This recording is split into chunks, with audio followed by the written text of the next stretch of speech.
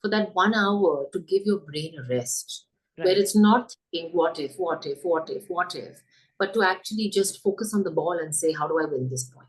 Right. We've been trained to listen to other people's voices. We are trained to listen to our parents' voices when we are young. We are trained to listen to our older brothers and younger brothers' voices, to our uncles, all the elders in the family. We are trained to then listen to our husband's voices. We are trained to listen to everybody's voices but our own. And Right. when we hear our voices, we are told she's really, got a mind of her own. She's really, very strong-headed. She's really very opinionated. Yeah, it's called having an opinion about your life. And being a woman has great advantages too. Right. It goes both ways. It does. It's very easy to stand out in a room when you're a woman. You get far more visibility for probably smaller accomplishments Right. than guys, because there are so many of them and there are such few of you. Hi, Ameera, and welcome to the AboutHer Show. This is a platform where we get trailblazing women to share the story of their lives with us, to tell us about their successes, failures, ups and downs, challenges, all of it. And this way, not only do they get a platform to showcase themselves, but they also help us inspire other women. Women who are listening in, women who have dreams, ambitions, aspirations, but have not been able to fulfill them. And then, along with women, we also get men on the show, men who champion such trailblazing women. Because we believe that for a truly gender inclusive world, men and women need to be allies in this journey. And I don't really want to say much about how trailblazing you are, because I think we will leave it to, when we start talking about your journey. So we believe, of course, that you are absolutely much required for our platform. So thank you so much for being on the show. So sweet of you, Sangeeta. Thanks so much for having me here, and very happy to help women in any way possible. I always believe at the end of the day, it's up to each one of us to support the other. And if this is a small way to do it, then happy to be. Thank you. Thank you so. All right. So, just as an icebreaker, could you, if you could share a little bit about your early life, your journey, and how you got into the space of healthcare, and then finally, of course, Metropolis. How did it all happen? So, childhood was very interesting because parents being doctors, what I always remember is a conversation at home, unlike maybe some business families where the conversation often is about money or wealth creation or success. The conversation in my home was always about perfection in terms of, reaching for excellence. Not perfection day-to-day things, but in whatever you do, how do you get to a space of excellence? And that quest of constantly getting better every day, trying to do something different, trying to be best in class, I think was what we grew up with, right? And it really wasn't about the end goal of money or wealth or any of those things, but it was more around respect. It was more around doing something meaningful and doing it well. And therefore having an impact on society. So those were sort of the lessons that I remember growing up with.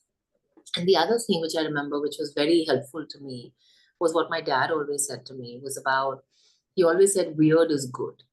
And that actually is a very contrarian statement in India, in Indian society, where anytime we don't understand anything, we label it weird. She's weird, he's weird, I don't know, that movie was weird. When we don't understand anything, we call it weird. And he sort of labeled it and framed it in my mind as if being different and being something which is separate from others is actually a good thing. And therefore, it was less fear and less concern around what others thought. They never really made us think that way. And about being different and away from the crowd and not being understood, and that was okay too. So that I felt was a really powerful, lesson to give to a girl from a very young age. And I landed up spending a fair amount of time in nature because I used to go hiking quite a fair amount when I was young. I used to love the outdoors and just really enjoy being in the mountains and with my friends, and we used to go trekking from school. And what I always realized is that with nature, unlike human beings, there is no predictability. Right? I mean, compare it to today's thing where people love social media more than humans. It's because social media is more predictable, right? It's all on your decision making. You can get off when you want, get on when you want, etc. Nature is the opposite, completely, volatile, unpredictable. You don't know when it's going to be hot, you don't know when it's going to be cold, you don't know when it's going to rain, and Yeah. you have to adjust. Right. In a lot of ways, I feel like when I look back, that those experiences actually really helped in getting me to be adjustable to whether it was living in tents, whether it was living in a cow shed, whether it was walking, 12 hours a day, 14 hours a day and being exhausted, having no water, no food, but still finding the motivation to keep going, to go and request a farmer to stay in his barn for the night. I think those experiences really helped in adjusting to the unpredictable. These are some of the things that I remember from childhood that were very meaningful. I went to the UN when I was about almost 18. I studied at UT Austin. I did my business degree and finance actually. And, it was a wonderful time because again, I chose a university which was very, very consciously not on the East Coast, not on, not any of these fancy colleges. I didn't want to go to one of these Boston schools. I actually very, very consciously chose a public school, a state school. Okay. Because I felt like one, the variety and diversity of people you meet in a public school is far more than what you meet in a private school, where there would be a lot of affluent people. While we didn't grow up rich in India, we certainly were comfortable being parents in the context of India. Yeah. We are in the considered very well off, right, as doctors, as parents, but and I didn't want to be more in the same crowd again. So I wanted to have diversity. And that was a great choice for me because it was a very casual university. I was able to get a scholarship and pay my way through a scholarship by working on campus, not because of academics. And was able to pay my way through college, which was a great confidence booster. So I only took money from my parents till I was 18, and then I've been on my own. Just those experiences of doing my own thing, so many times I see the kids today and their parents are saying, I will not step out of the house because my child's application times are going on. This whole month is time something. And it's like, the world has changed a lot because, I remember it was during my time where I did my applications on my own, my recommendations on my own. I went and visited universities on my own. I did everything. I chose my course. I chose my university. I did everything. And I told my parents, this is where I'm going. Yeah. Right. And that's a very different reality from what it is today. Not to say, things have not changed. Of course they have. But it was very interesting to be able to, for me, do all of that on my own, because I think what we often forget is when we do things independently, there's so much confidence that comes out of doing that, right? Hey, I could do it by myself. Right. So anyway, the 4.5 years, they were great. Had a wonderful, sort of growing up, learned a lot of my very good values with good people, good friends around. And then I was, actually reading about sort of social capitalism as a concept, which had sort of emerged in the late 1990s. And I was fascinated by Mohammed Yunus and the Grameen Bank. I just found the conversation around microfinance and how it was impacting women's lives in Bangladesh just fascinating. The idea that you could make profit but still make such an impact was just like an aha moment for me. And that's when I said, look, originally my plan was to live in the US, at least after college. But I decided to come back to India because, I feel very patriotic about my country. And if people like me who've had the privilege and education of having good education in India and abroad, if we don't go back to India, then, none of us can really afford to complain. Right. So at 21, I came back to India with the option of saying, hey, I want to do something there along the lines of social capitalism. And that's where I sort of chanced upon healthcare, where my parents, both of them who were doctors, had been building their own practices. And, I saw that pathology, which is what my father was doing, was a far more scalable enterprise because gynecology is far more personal touch than pathology. And I felt like this is something which I would like to bake into an institution which is scaled in the country, build a brand which is beyond the individual. And at the time, you had 100,000 labs in India, which were all run by individual pathologists. There was no there was no concept of a chain or concept of a brand over the individual. So it was a new idea that we didn't know whether it would work or not, but we had seen in other countries, it of course had become more branded rather than individual focused. And that's really how the journey started. It used to be called Dr. Sushil Shah's Lab, Oh. my father. Hmm. The brand was changed to Metropolis in the late 1990s with the concept of saying that, hey, we want to build an institution out of it.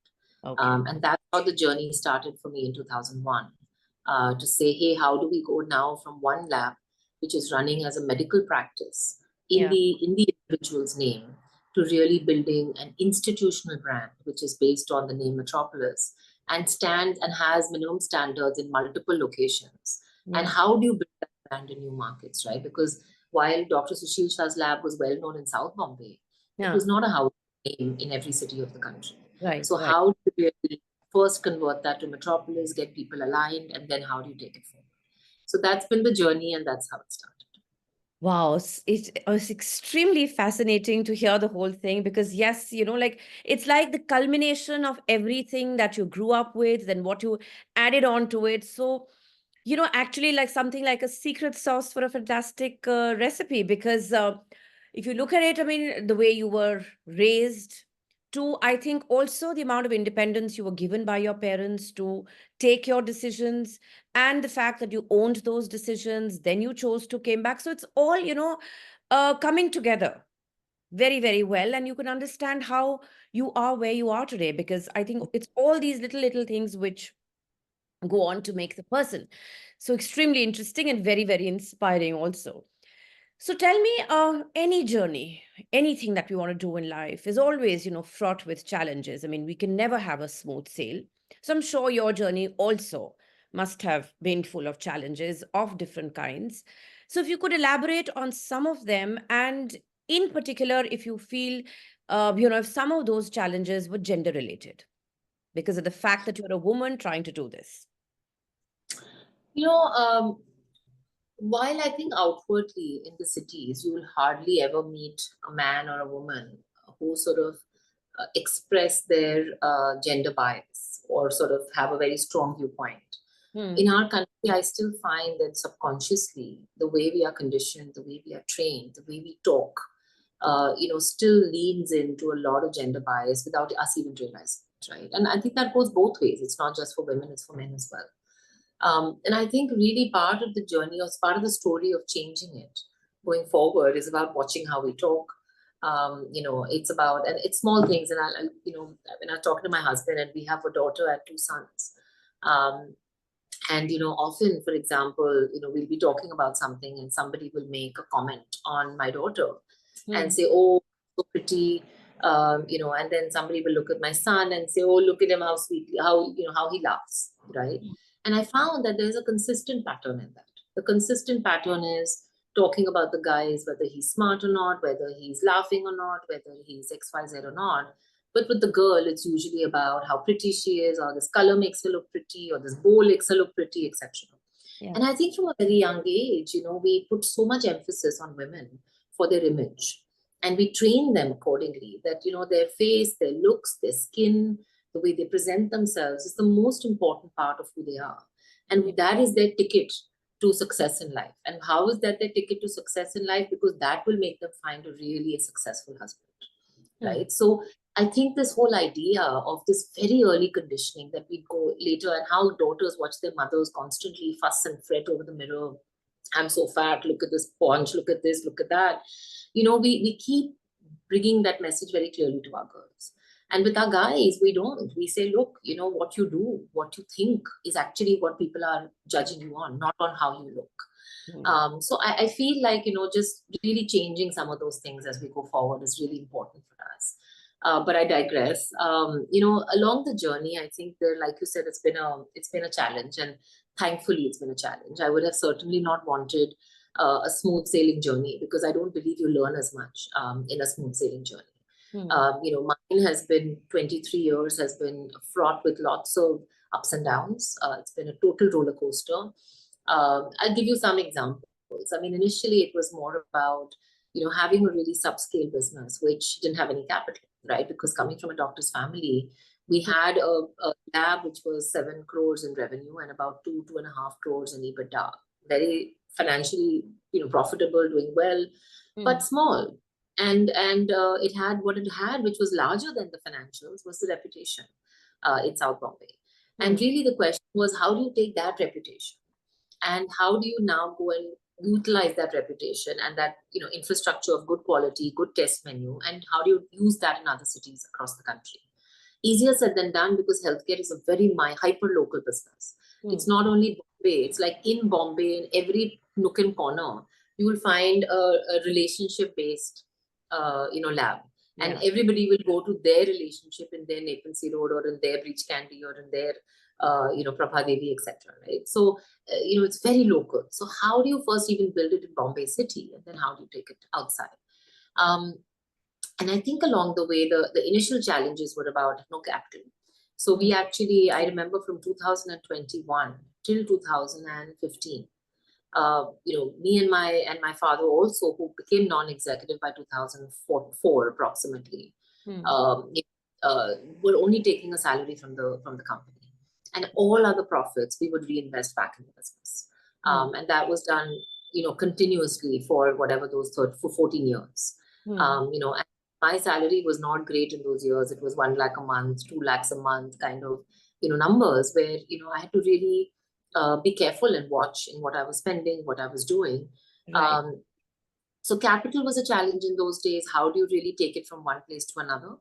I think the next big challenge came up in 2010 to 15, where I had a sort of a hostile investor partner in the company, who was also on the board, who also had an equal shareholding that I did. And unfortunately, we had a very different worldview of how business should be run, of how business should be built, how Metropolis should be built. And I found that it was constantly, the different opinions at the board was constantly stagnating the business, because at the end of the day, if there's a divide in the leadership, it's going to percolate down.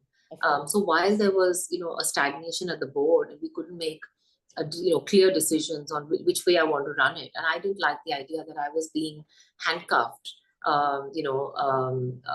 by these decisions. That I said, okay, I got to release Metropolis from this bondage, of having somebody who's not a friendly and somebody who's not really understanding my vision for the business.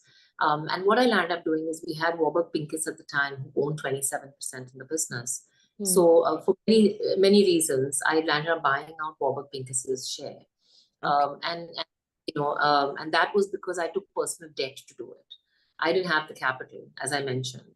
So I actually had to take a loan of 600 crores from KKR and buy out Warburg Pincus's 27% on my personal name, which meant that if tomorrow things did not go well, because how do I pay back the 600 crores, right? It can only come from the profits of the company and then declaring dividends, upstreaming it to myself and other shareholders, and then using that money to pay back the debt, which was going to be many, many years and going to be extremely tax inefficient and was going to cost me a whole bunch of money.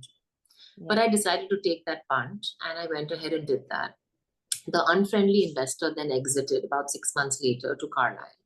And for the first time in 2015, I had the company where I owned 65% of the stock, Carlyle owned 35%, and I was actually free to make the decision I wanted to, and then actually take Metropolis in the direction I wanted to. So that was a big sort of day of freedom for me. And then I actually went ahead and built the business differently than the way it was running before. And I landed up paying off all the debt by 2022.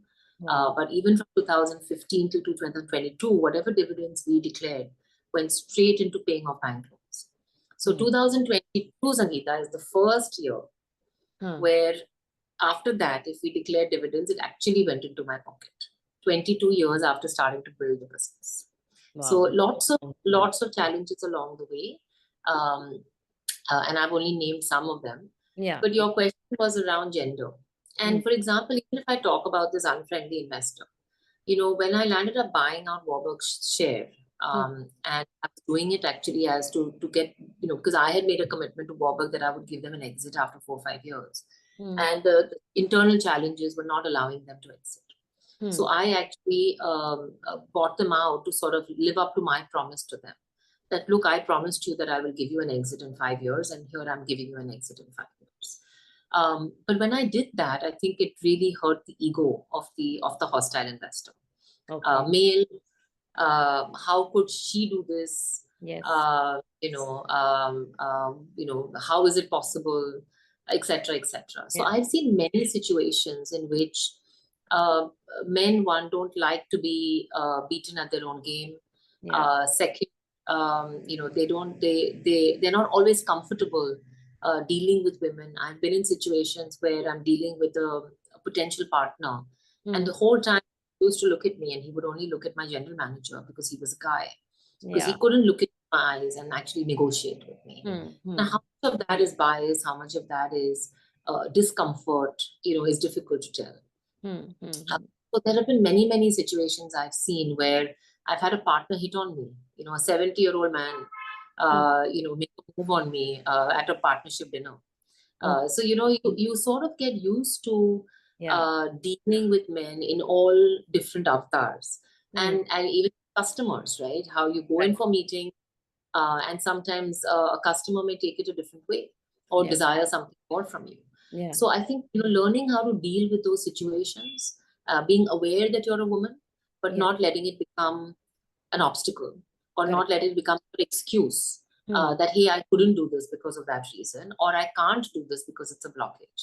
To me, it's been a tweaking and finding that a fine balance along the way. And being a woman has great advantages too. Right. It goes both ways. It does. It's very easy to stand out in a room when you're a woman. You get far more visibility for probably smaller accomplishments Right. than guys, because there are so many of them and there are such few of you. Hmm. So I think there are a lot of advantages to it, besides just the innate characteristics we have of just the EQ and building relationships and all of those other things. Right, right, right. So yeah, it is actually a mixed bag. It's not that you only have challenges. Like you said, there are advantages as well. But I think sometimes the challenges, get the better of us, and we end up focusing only on them and then let them become obstacles, which, as you rightly said, we should not let, and we should try and find a way out of those because they exist. It's a given, in some ways. So you just have to kind of try and find your way around them. All right. So, Mira, looking back on your life, I'm sure there were many people who inspired you, who mentored you, who guided you in your journey. So, if you were to think back, can you think of one person or maybe two people who really inspired and mentored you and, like I said, guided you along? To be honest with you, Sangeeta, growing up in a family with dogs, I wasn't really surrounded by business people. Yeah, yeah. So my parents, all their friends are doctors. Hmm. And I've always been very inspired by the kind of dedication and commitment that doctors bring to the table for their patients.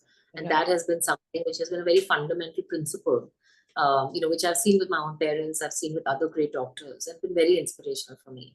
But Hmm. on the business side, frankly, I've not really had, I did not have access till 2012 Hmm. to, the kind of people who could actually help me in building the business. I didn't have any mentors, I didn't have any guides. So it was like whatever comes to your brain in terms of common sense and your knowledge and whatever you learn from people. Right. What I did do for myself was I always found ways to develop myself. So Okay. like 2010, I went to HBS, Harvard Business School has a program called the OPM, the Owner President Management Program. Yeah.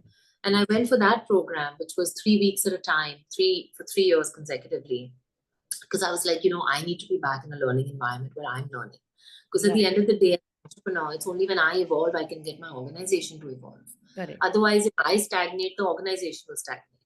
So I went for that course, which was 3 weeks, 2010 to 2012, for 3 years, right? And that was a good learning lesson for me. Hmm. From there, one of the friends there, one of the colleagues there mentioned to me, excuse me, about YPO, Ah. Young Presidents. Hmm. And I said, oh, okay. They said, you'll be perfect for it. And they recommended my name. And I got into YPO Bombay in 2013. Okay. Okay. And that was again very helpful to me because you're now surrounded by business people. And Right. as an outsider from the business world, it suddenly gave me a mirror into, a completely different world, right? So that was again really interesting and a great opportunity for me to learn. And then I started actually building my own networks. Okay. you know. And so the 2, 3 people I would say since then who have really built networks with and who really helped me, one of them is Deepak Parekh. He's such an incredible gentleman. So when I was going through this whole thing in 2015 about buying out Yeah. Berkshire and dealing with this hostile investor, I often chatted with him and got his advice on which way I should proceed. And, I had also spoken to 3, 4 other stalwarts, and they had all told me, Ameera, you're crazy. You're absolutely nuts. Your business is valued at, 575 crores or 600 crores. And you want to take, in 2010, it was valued at 600 crores. And in around 2015, it was valued at 2000. And I wanted to take a 600 crore loan, Yeah. to buy out the Yeah. 7%. And they said, you're absolutely crazy. You're betting the bank. You're betting the home, And if this fails, because I was putting 100% of my shares on pledge. And they said, look, if this fails, you're gone. Like there's no coming back from it. Not Yeah. only have you lost your business, but you will be personally in debt, many, many years to come. And whatever savings, your parents had built for themselves, whatever you have will be all completely wiped out. Right. Right. And it's scary, right? Because, the last thing I wanted to do was land up all of us in debt or potentially myself in jail. Yeah. And Deepak was the only one who actually said to me that, you know what, it's a challenging thing, but let's try to figure it out. And, he would meet me once a week for 30 minutes. And just his ideation with me. Finally, I did what I had to do, but just his ideation with me. And he was the one who introduced me to KKR, by the way.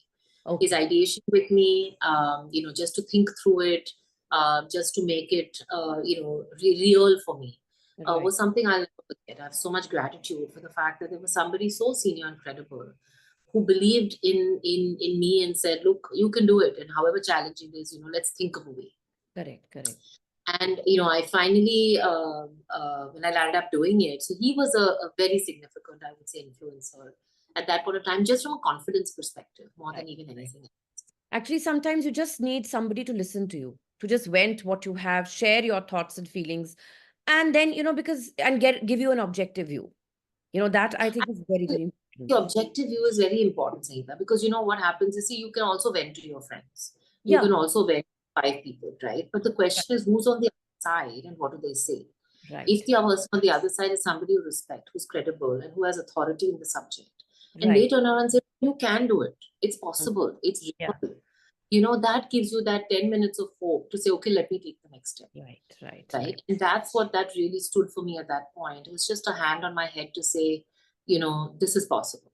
And you're going to do it on your own and you'll figure it out. But hey, there's a hand on your head. So that's all you need, somebody to give you that confidence and that little nudge that whatever you're doing is right. That's so important. Okay, so going by that, Ameera, if you were to share 3 tips for someone who wants to start out on their own, they don't know what they want to do, just that idea that I want to build a business. So 3 quick tips that come to the top of your mind, which you think the person should keep in mind.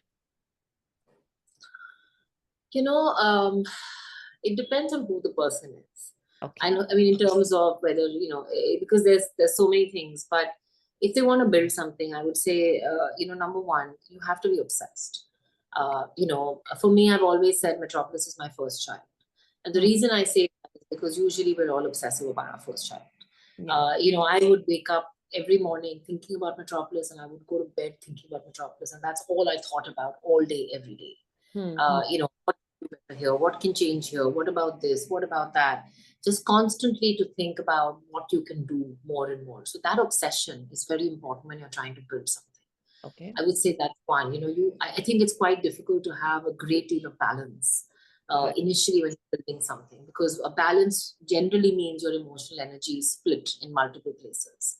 And I think you can achieve balance a few years in, but initially I think you kind of just need to be really obsessed. Okay. I think second, like I made a point about self-evolution and self-discovery and self-development. Often we don't realize as entrepreneurs how much of ourselves is in our business, right? Because we put all our values, thoughts, ideas, inputs, knowledge into that business. And if we are not developing and we are not growing, our business, like I said, is not going to grow. Right. Being aware of our own strengths and weaknesses, having our own self-awareness and self-discovery is a very critical part, because like your child, your business actually holds a mirror up to you. You Right. very clearly can see if you are going to be impulsive, your business will be impulsive.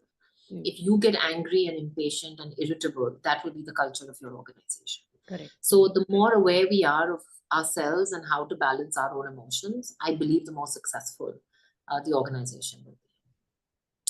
And I would say third, the quality of people you have around you is the most important part of building a business. And I think one of the things, if I have to say that I wish I had done differently earlier, was I was always trying to get talent that was, within my budget and within what I could find. And one of the things I heard from Harsh Mariwala actually, which always stayed with me, that when he started, when they had a division in their family and he started building his business, he said the first person I hired was a really good CHRO from an MNC. And, because then that CHRO helped me build the rest of the team. Because what happens is if you don't have a good HR head with you, the quality of talent that you attract is actually as good or as bad as your HR head. Right. Because finally they have to go out there, work with the recruitment firm, scout the talent, bring the opportunities to you, and then you'll sort of move from there, right? So, that always stayed with me, and building a high quality leadership team, I think, is a very, very critical part of the journey. Right. So very, very critical points you mentioned. Your passion, your ability to keep growing and, investing in yourself to understand your business even better, and then having a good team. Also, so very crucial and critical. All right. So just digressing a little bit, because we all have these two sides to our lives, the personal and the professional. And with women, the personal at some point or time, does tend to take over, or we, because of emotional reasons or because of societal expectations, it does happen. But then we have to find a balance. We have to do everything. So how do you strike that balance in your life, considering you have young children as well? To me, I don't feel the compulsion to have to do it. I actually feel the desire to do it because, like I said, I was absolutely obsessed with my first baby for 20 odd years, and I had my first child in 2019. So I was able to put 18 years of an obsessive mind to Metropolis without having a diversion in that space at all. Okay. And it's only in 2020, actually, when Karma was born, that I would say that my emotional energy, started getting divided between two children versus one. And for me, and coincidentally, COVID was at the same time. COVID lockdown happened 8 days after Karma was born. Okay. So honestly, what I had imagined to be an amazing 3-month maternity leave where I could just focus on my child was 0 day maternity leave. I literally came back from the hospital and I started working the next day because it was a time and the country needed us as healthcare providers to band together, work with the government, create the COVID policy and roll it out. And there was no time and space for anybody to focus on their personal life alone. And I had to do both. So I remember, breastfeeding 10 hours a day and wanting to be really focused on my child and not answering calls and doing emails.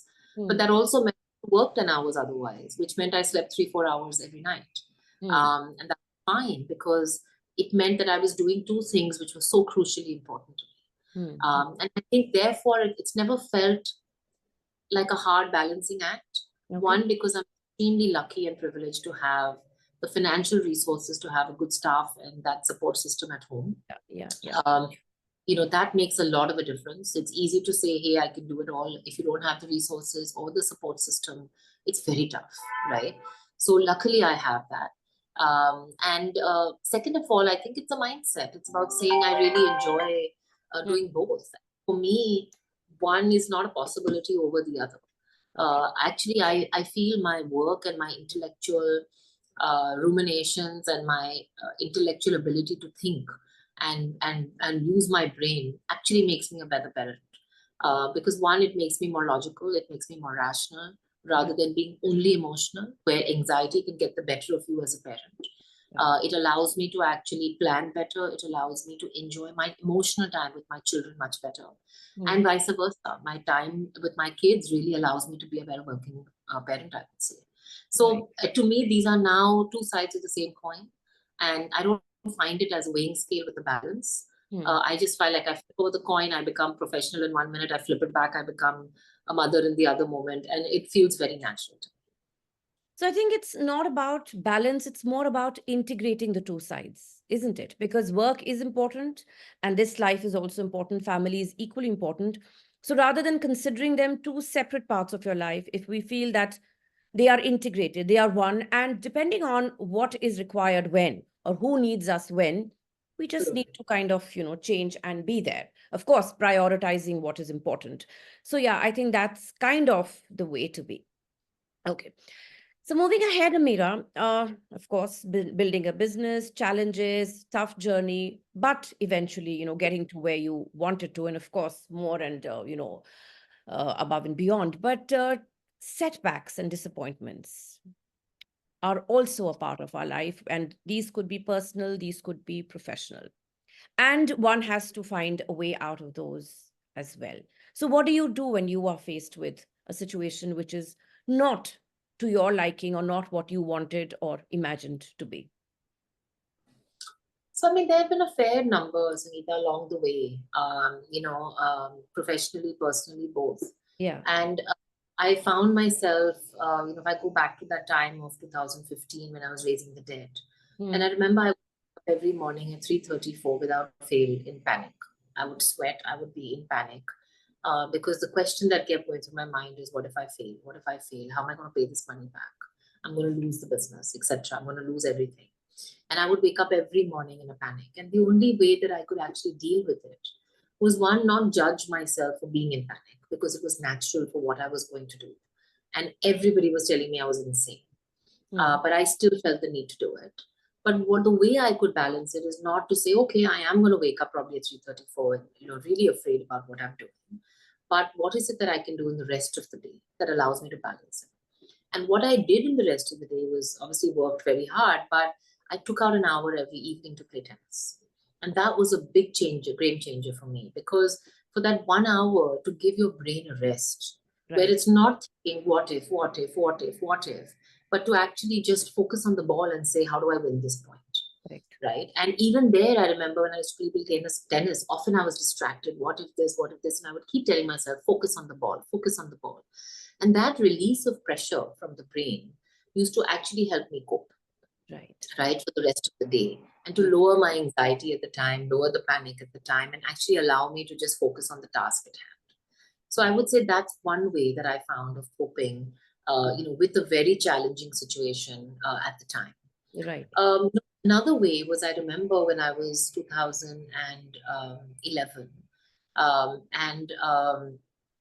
had, my sister was going through sort of infertility treatment because, she was not able to, naturally conceive, and she was going through this. And I said, oh, let me go and check, what my fertility levels. And I was only 31 or 32 at the time.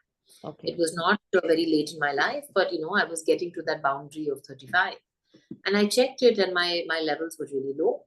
And I said, I talked to my mother, who's a gynecologist, and I said, what do I do? And she's like, look, if you keep going down this direction and you wait, it's very likely that you may or may not be able to have children. And honestly, at that point, I didn't even know if I wanted to have kids. I never grew up as the woman who said, oh, I love babies. And, I was too busy building my business to even think about children. But I was very clear about I wanted the option.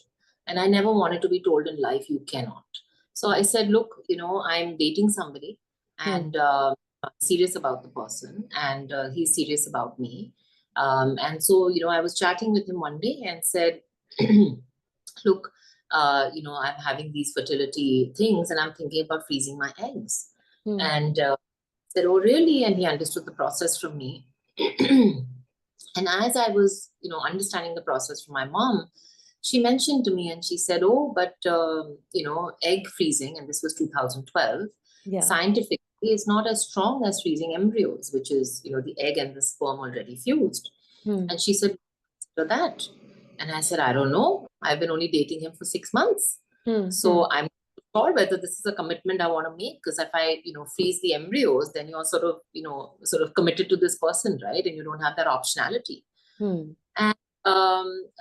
Hemant, who I was dating at the time, and myself discussed it. And he said, let's do it. Hmm. And today we're just after dating for 6 months. We both went through IVF together. Okay. And we stored embryos. And we did that 3 times. And we stored enough embryos in 2012 and 13. Hmm. The reason I'm mentioning this is because, I came to a point where somebody was telling me, hey, this may not be an option for you. And Hmm. my point was, hey, I'm sorry, but you can't tell me it's not going to be an option for me. So I'm going to create the option. And Wow. that's how I about to create the option to say, look, even if we never use it, I don't want any door slammed in my face. Correct. So, even when nature, or if you believe in God or whichever upper being, Hmm. sometimes has a plan for you. My point is that with your own knowledge, exploration, Yeah. awareness, commitment, Right. and not caring too much about what society thinks, you can actually create options for yourself. Because Right. often I know a lot of women would have said, but how can I? How can I go and create, embryos with somebody I'm not married to, Right. right? How can I do this? How can I do that? You can do anything you want. And to me, that was really, and today we have 3 young, lovely children out of those embryos that we froze in 2012. And Wow. we would never have probably had those children Hmm. if I had my first baby when I was 40 and I had my 2 twins when I'm 45, Yeah. right? So we would have never had those children if we had not done that action in 2012. Right, right. So actually, there are, lots of things. So, what you're saying is so right. Half the times, women largely, but sometimes men as well, we don't do things because of what people will say. Maybe we may get the idea, we may get that thought, but having the courage to see it through is not easy to come by. Most of us would just step back and say, okay, I can't do it because, like you said, what will people say? But having that courage of conviction is so critical. And I can see that you have like that by the tons and truckloads. So yeah, kudos to you. And yes, like they say, you've got to be brave, and which you've been. Okay. So tell me, following through on this, if you were to offer some piece of advice to the young girls of today, who are on the threshold of their personal and professional lives and are still unsure about what they want to do in life. There are so many options available. Like I always say, they have a kind of an information overload. There's so many options, they don't know what to do. So is there anything that you would like to tell them? And I'm sure you do. So There's no one prescription for life, right? I hmm, mean, I think a prescription honestly is about us learning to hear our own voices. yeah, The time that too many voices gets confusing is when we don't have our own strong voice, right. right? And Yeah, to your point about having too many options is only confusing when we don't know what we want. right, right. Right? So really, it's about harnessing. Having the options is not a bad thing. Hmm, Having the voices, people telling you what they think, is not a bad thing. But hmm, what is the bad thing is if you can't hear your own voice. So how do we harness our own confidence and our own esteem to really be able to hear our own voice is really the challenge that most Indian women have, and maybe other countries as well. hmm, And that's a lot because we've been trained to listen to other people's voices. We are trained to listen to our parents' voices when we are young. We hmm. are trained to listen to our older brothers and younger brothers' voices, to our uncles, our all the adults in the family. We are trained to then listen to our husband's voices. We are trained to listen to everybody's voices but our own. And Right. when we hear our voices, we are told she's really, got a mind of her own. She's really, very strong headed. She's really very like, opinionated. Yeah, it's called having an opinion about your life. Correct. So, I think having that opinion and not being always only adjusting and always only compromising to everybody, I think is very important part. And that comes through your own confidence of doing things. It Right. doesn't come from lectures and speeches or even podcasts or everything. It comes from, at the end of the day, taking things that you're genuinely afraid of and going through them. And that is the only way. And True. that could start from something as small. And I remember once I gave this example about how I was terrified of cockroaches. Okay. Terrified, right? Like most girls or women, Hmm. they seem to be. And I remember one day I thought to myself, this is so dumb. Like, Hmm. how can I be scared of this bug Hmm. who's 100th my size? Yeah. And it's just ridiculous. Let me get over this fear. And I Hmm. remember it was comical moment because I remember the hotel I was in, I remember the room I was in, and Yeah. this back flying cockroach came in front of me, and I Hmm. just decided it's like enough is enough, and I'm now going to conquer it. And Oh. if somebody had recorded it, it would have been the most hilarious comedy ever because Mhm. I was chasing this cockroach around the room, trying Hmm. to catch it because and trying to throw it out of the room. And I was, screeching at the same time, but I was doing it at the same time. And it was Yeah. just the most ridiculous thing to see. But after that day, Sangeeta, I was so proud of myself because I caught it, I threw it out, and I told myself, you know what, I'm done with this fear. Yes. And giving a very anecdotal, silly example, but it's actually true for everything in life, Yes. and my husband, this always amazes me. He summited Mount Everest in 2013. He Okay. first time 2012, and then he went back in 2013. And I only later found out, like a month before he was leaving, I found out that he was afraid of heights. Oh my God. Oh my Yeah. God. So Oh, you got to take your fears and do exactly that. You got to get over it because that's what builds confidence. right. Right. That's so true because we kind of just surround ourselves with these fears and then we don't do so many things because of that fear. But if you're able to overcome it, and only you can do it, others Only may kind of, okay, you may get an idea that you can do it, but then ultimately the action you has have to be taken by you. to. Nobody So can do take it. each of us has to take something small we are scared of, Yeah. and just say, I'm done with this, and overcome it and just do it, and you'll find, hey, it's not that big a deal. It's not. It's not. And I think that's how, I mean, even the young generation today, out of all the options available, know what resonates with you, know your mind, and then have the courage to see it through. Because, like you said, things do come together if you know what you're doing. Because if you don't know what to do, then others will come and tell you what to do, and you will not like it. So, yeah. And then Sorry. you're lost. Yes, then you're lost because you're not doing what you wanted to do. Okay. So tell me, looking around you, of course, we have, examples of women like you and so many others who've followed their dreams and passions and gotten to where they wanted to, right? But despite that, we still see that there are a number of barriers and challenges women continue to face.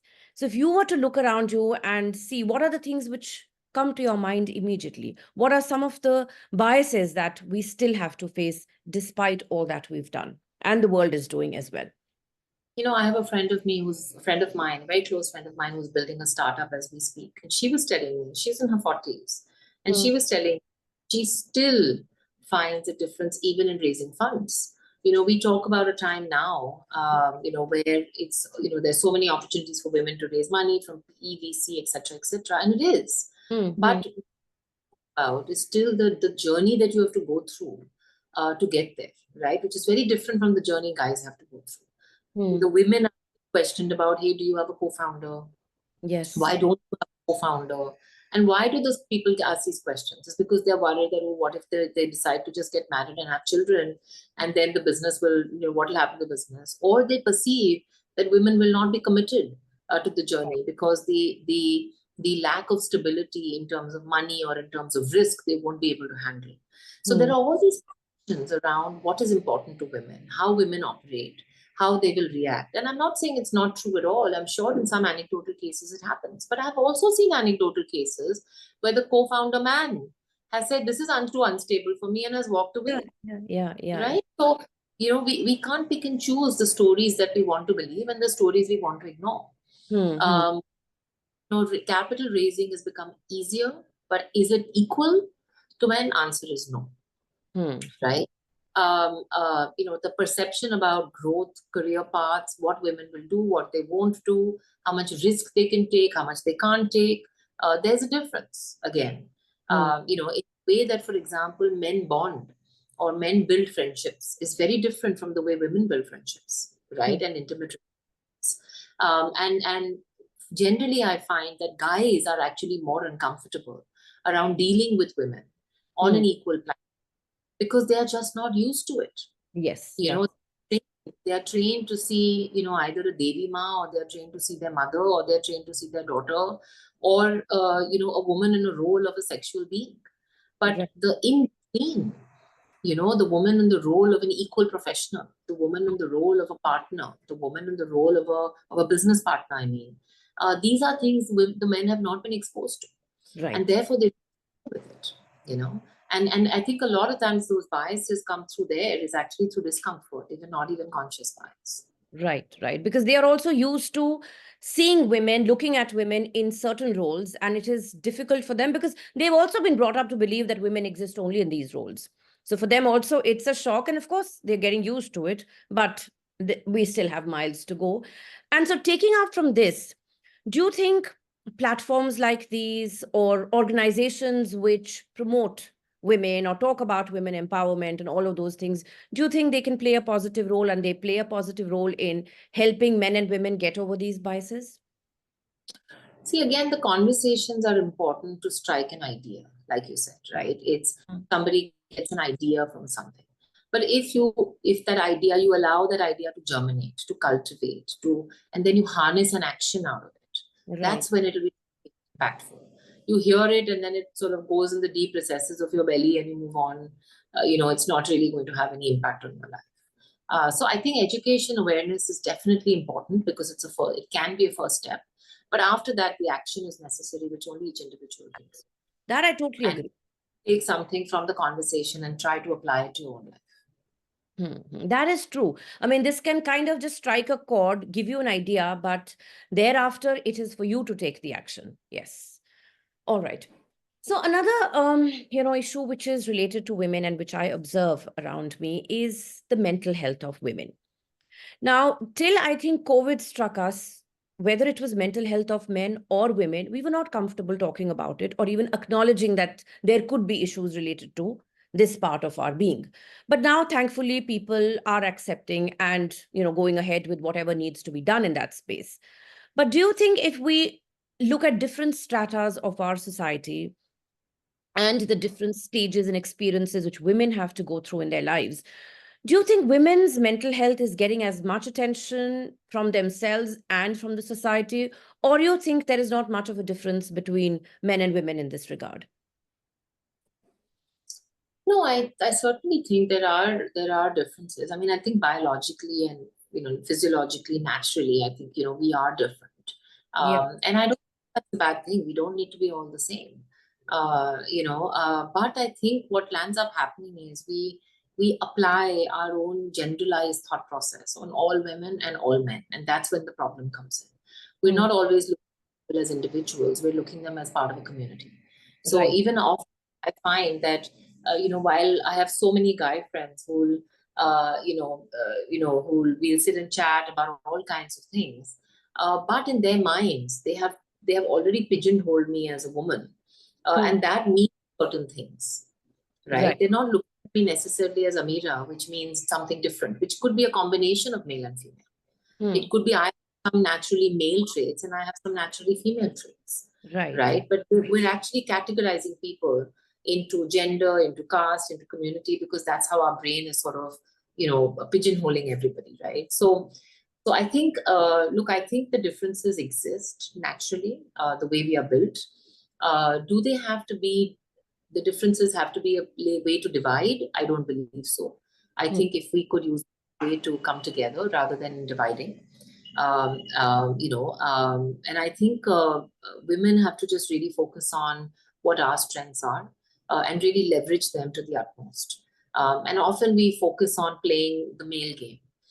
We focus on, oh, but this one is advantaged, the guy is advantaged because he has this, he has that, he has that. And yes, he has certain advantages which are some, given naturally, and some of them which he's inherited Hmm. because of the social conditioning. And Right. there are some that women have inherited, and you've got to figure out what those are and use those to your advantage. So true. That's actually just taking the lens of something which we constantly, focus on, that, okay, we don't have this and we don't have. So rather than maybe having that kind of a negative mindset, go positive and, build on what you have. So what is given to you. Okay. So Mira, going off completely and like off tangent, so to say, there's something that I notice, and I'm sure you've done that too, and or you've seen it, and I have done it actually, which is that in our midlives, a lot of us nowadays are switching gears to either start doing something completely different from what we'd been doing all these years, or adding something different, like maybe, a doctor wants to start writing, or an entrepreneur wants to start hiking. And seriously, it's not just that it's a hobby, but it's a passion which they seriously want to pursue, and at times they may leave their earlier professions as well. And I like to term it as midlife rebooting. When you start to think maybe this is not working for me. So what are your views on it, and why do you think we are seeing more of this now as compared to the times when our parents were the same age as us, as the ages we are in right now? Yeah, I think there's a couple of things happening, and also going back to your earlier point of mental health, right? I mean, I think um, um, there is a better concept today. I mean, part of it is just having more. Our parent generation who had much less and had to work longer, harder, to actually get enough financial security to be able to take care of the next generation. Mm. So I think there were less opportunities, but there was also a different thought, which was that you work till you're 65 hard, you accumulate the money, take care of your family, and then you sort of retire, right? And then you do the things that you want to do. Versus, I think the more modern concept is about saying, how can I bring all these parts of my life today? And for some people, that means midlife rebooting at 50. For some, it means 40. For some, it means 30. Mm. And it just where you get to, and that now age doesn't really define it. It's Mm. really about mind. So I think we are moving in a positive direction where we are not thinking of our lives as these boxes which are sequential, but we are Mm. really thinking of lives which are happening, things happening at the same time, and how within the same 24 hours we can do a lot of different things that Right. allow all different parts of ourselves to be nurtured, right? Our brain, our body, our heart, our soul, our artistic creative expression, all of that. So I Right. mean, I think great positive, and I think that's really going to help more people to stay um, happier and hopefully calmer. But at the same time, we then have social media and we have all these other negative influences in our life, which are also destroying the good work, probably that we're doing through these other things, right? So I think it's a battle really for being in the present, for being grateful, at the same time while watching everybody what they are doing in the world. So it's a tough time because there's a lot of push and pulls. Right. Some great concepts, but some things which are really, beating and damaging us. So, it's a tough one, I think, for most. Mm. Um, I think for women especially, I think it's an even harder time in the 40s and 50s. Because what I often see about even my educated friends who've grown up in fairly affluent families, who've been educated, but the way they've been brought up by their mothers was Yeah. all about like, look, getting married, having children is the most important part of your life. Adjust for your husband, adjust for your in-laws, adjust for this, adjust for that. And they did. They followed their mother's advice. And they spent their 20s doing that. They spent their 30s doing that. And suddenly in their 40s, they're waking up and saying, hey, am I happy? Am I enjoying my life? And Mm. often they find that they and their husbands have gone in, different directions, mentally, emotionally. They themselves have not utilized their best intellectual self. So they're Right. feeling hopeless. They're feeling like kids are getting older. They don't need me as much anymore. Who am I? Am I relevant? My husband is going off and doing what he's supposed to do or what he wants to do. What am I doing? And I Mm. think it's just causing great turmoil in the mind and great anxiety for who they are and what it means and for their marriages as well. Right. And I think it's causing all kinds of mental health issues. And that's actually then leading to say, fine, now I want to live my life. Yeah. Unfortunately, in some cases, these are happening at the cost of marriages, Mm. not because that's a wrong thing to think, but because it has to be done in a balanced manner, right? Where both the couples have to realize that, look, the woman has to lead her own life as well, what's important to her, the guy has to do the same. And how do you find harmony in doing that together? But because they didn't do that from day one, they have Right. to now rediscover it and find that balance in their marriage. So it's a challenging time, I think, for all of us as individuals and marriages alone. And I think it's like you said, it's really about rebooting, resetting. And if we can let those skeletons of the past, put them in suitcases and throw them down the river, then we have an ability to do that. Yeah. So be more open and accepting. I think flexibility is a very important aspect of it. So if a woman, or for that matter, a man wants to switch gears, then the partner has to support and has to be there that, okay, it's fine. If that means I have to do some of the stuff that you were doing earlier, it's okay. So I think that bit of openness and flexibility is definitely required. Okay. So looking ahead, Ameera, where are you going and where is Metropolis going? And of course, your personal aspirations too. If you have any hobbies or anything that you would like to pursue seriously going along the way. So, Metropolis is going to go in a great direction, which I'm very happy about and excited about. And, I have professionalized the company. So it's very much promoter led, but professionally managed. And I find that to be a great space for the organization going forward. So while I spend my time on, strategy and governance and culture and talent, there's a whole team of really good people who are running the ship day to day, which allows me time to do many other things in life, which I wanted to do. Gives me time to spend good time with my kids, which is very important to me and my husband and my families and friends. But I've also had many other, whether you call them personal or professional aspirations, to do much more in my life beyond Metropolis. So, it's always been a deep desire to spend a lot of my time in hopefully doing projects and building institutions that make a difference in the lives of people. And that would be through philanthropy of those who are close around us, but also people who are not, and to really build in that direction. So I'm in the process actually of doing and experimenting, exploring a bunch of new stuff. Okay. So it's an exciting transition for me. I had always decided that my reboot will come at 40, and said that look, till 40, I will build my business, do all the things I need to do, and then I will make the switch.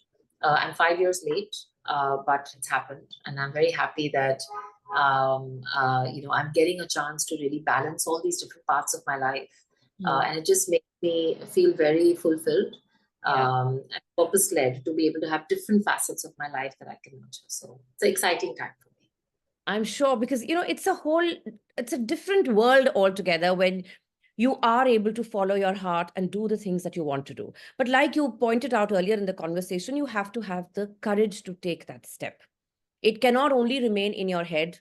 It has to be put into practice. It has to be implemented. And that's when you will also see how beautifully it can transform you. So, yeah. No, absolutely. And, I think often that courage comes from where, right? And courage comes from doing what? Often I see people are waiting for something to happen to them, or they're not doing it for themselves.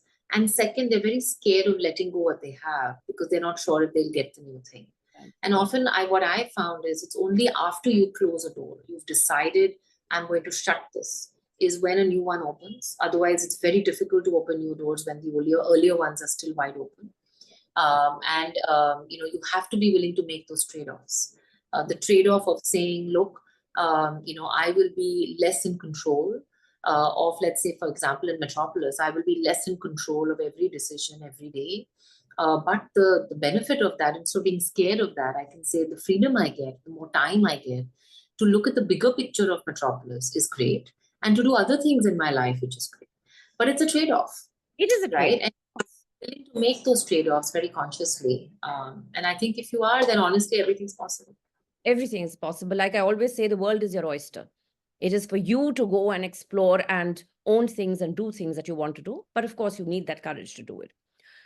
Okay, Ameera. So now we move on to the rapid fire round, which is 5 quick questions, 5 quick answers. So whatever comes to the top of your mind. All right. The first one, biggest lesson learned from a failure. It's very important to manage your emotions. Okay. All right. That's a great one. Next, your favorite productivity hack. Moving WhatsApp notifications on silent. Yes, I think that is so essential. The next one, the most challenging aspect of running your own business.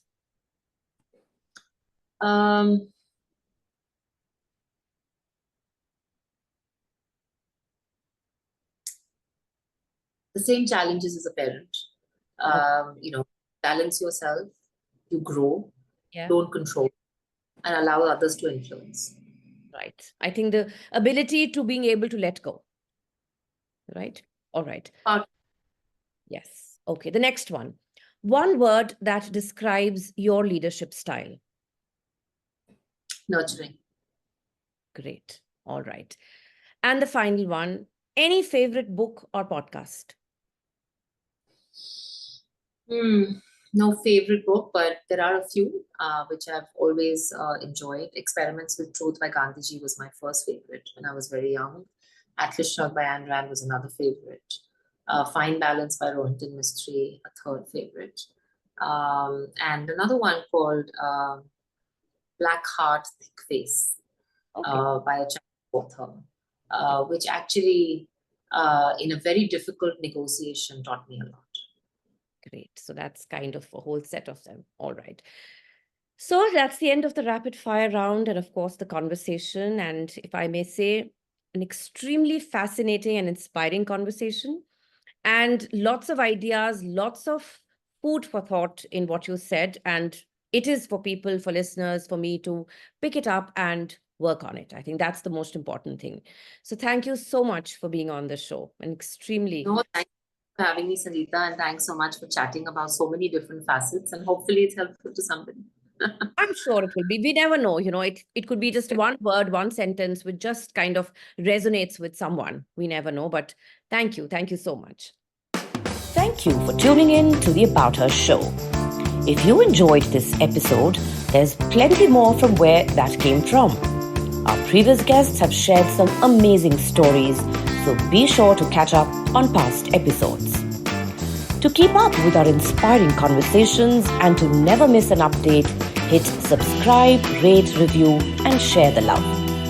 Follow us on social media for some great content, and don't forget to check out our website www.aboutherbysangeeta.com for stories that resonate, inspire, and empower. Know a remarkable woman or an inspiring man blazing a trail? We'd love to hear from you. Drop us a note at web.abouther@gmail.com and let's bring their story to life on the AboutHer Show.